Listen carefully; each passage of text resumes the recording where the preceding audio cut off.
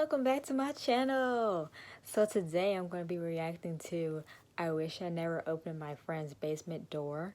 So yeah, let's just get right into it. My name is Rita, and today I have a stalker. He's not exactly your typical creepy stalker because he's actually a very special guy. So it started when I went to college after summer break. We had a new professor named Adam, and he was hot. Seriously, like model material. Every time he looked at me, I wanted to melt. And honestly, he was the reason I went to his class. I was thinking about him a lot. Time passed until one day I came home to find out that my dad cheated on my mom and that they were getting a divorce. It was so hard to deal with. That's when I stopped caring about anything. I stopped wearing makeup, stopped wearing pretty clothes, and during class, I was crying constantly. One day, Adam called me over to ask if everything was okay.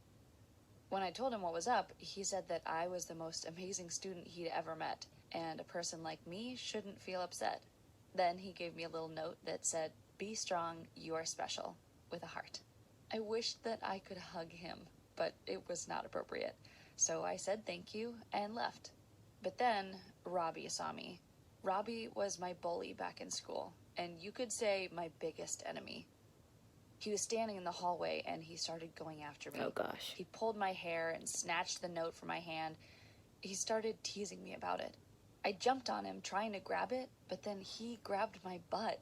I froze and felt like I was about to cry. But then Adam saw him and he flipped out. He told Robbie he was going to get him expelled. I thought things would be okay after that, but they somehow got even worse.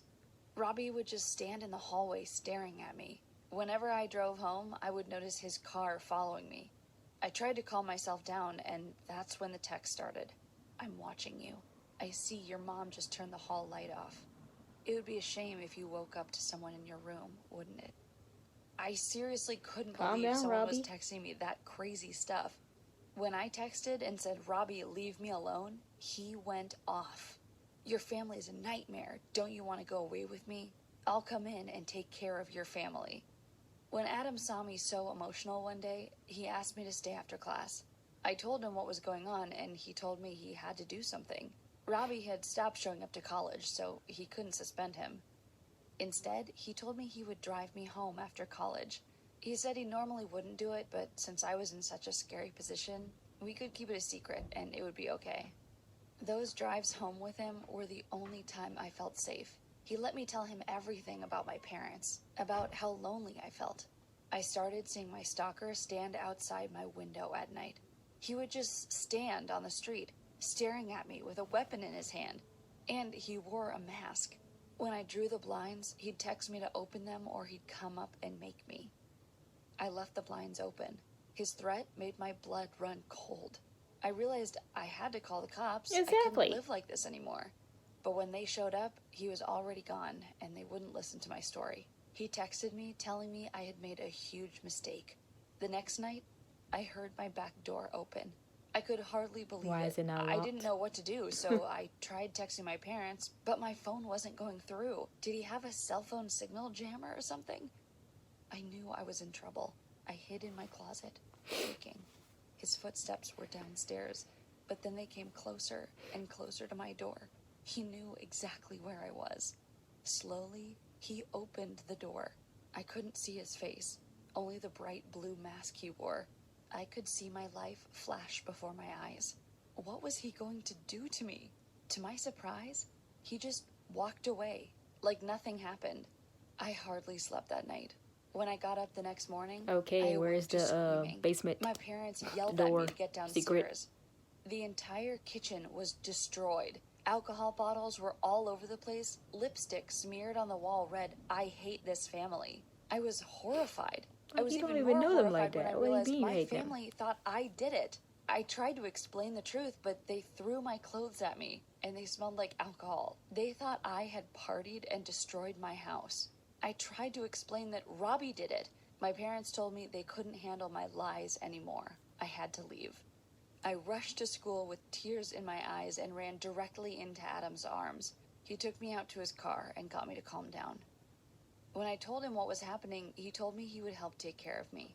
We'd have to keep it secret, but I could stay in his guest room. I was absolutely shocked. I looked up to Adam. He was like a god to me. He was just going to let me live with him? Okay, While we were talking, I noticed Robbie walking into college. His eyes locked on me. I flipped him off. He wasn't going to be able to get to me anymore. I moved into Adam's place after school that day. I was super quiet about it, but inside I was dying. We sat on his couch watching TV and eating snacks for hours. He told me how grown up I was for my age, how I wasn't like any of the other students. I felt myself blushing. Soon, we were spending literally every second together. Waking up, driving to college, doing classes, driving home, then spending all afternoon and night together. But the texts from Robbie didn't stop. He said he was Why going don't to she find block me. him? I tried Block. to ignore them. I knew I was safe and he wouldn't be able to get me. Adam was protecting me. As time went on, Adam started treating me really nicely. He bought me new clothes and gave me a lot of gifts. I told Mom I was staying at my father's house and told my dad that I was at my mom's. They never spoke with each other to check up on me. When Robbie started texting me, threatening to get me at college, Adam made me stay home. Like, why So you want her there I so did. bad? So you I just sat mess with her? alone in his house all day long. When he got home, he promised to teach me, but he didn't. He said I wouldn't need that with him taking care of me. Soon, he confessed that he was in love with me, and I told him I loved him too. After we got into a relationship, he became very controlling. He wanted to be with me all the time, and he would check my phone all the time. He said that I was the person he loved most in the world, and that's why he needed to make sure I was always okay. One day, while he was on his way home from work, I heard a phone buzzing in the house, and it wasn't my phone. I started looking around, and nothing. But when I got closer to the basement door, There you go. I was sure that the sound was coming from there. I went down, and when I opened the door, I saw the most shocking scene in my life. Robbie was tied down in the basement, and he looked like he was in pretty bad shape. I quickly ran to him and removed the duct tape off his mouth. He looked pretty terrified. He started crying, "Help me, please help." I was trying to calm him down to understand what had happened, but he was too terrified. But then I heard Adam coming inside the house. I put the duct tape on Robbie's mouth and told him to be quiet, and I went upstairs quickly. I closed the basement door slowly. I had to act cool. I couldn't let him know I knew Feeling it might or be he something would like hurt that. me. It seemed like it would be best if I tried to escape and get help for Robbie. That night, when he went to sleep, I started sneaking out of the house. He must have seen me get out of bed because when my hand landed on the door, he asked me what I was doing. I couldn't think. I ran out of the house in a panic. I heard him chasing after me and I could feel him trying to grab me. I started screaming for help, hoping that one of the neighbors would call 911. Finally, someone opened their door and called the police. Adam was later arrested for a ton of things. It was illegal for him to be intimate with me. He was a teacher. He had practically kidnapped me. And the worst of all, he had kept a hostage in his basement. I had to go to the hospital for being malnourished. My parents came and comforted me, telling me they were sorry and they had been worried. It took me weeks to be strong enough to leave the hospital. But the worst part is, I missed him. I loved him. How could I love someone so sick? I really missed him after the whole thing, so I went to visit him in prison in secret.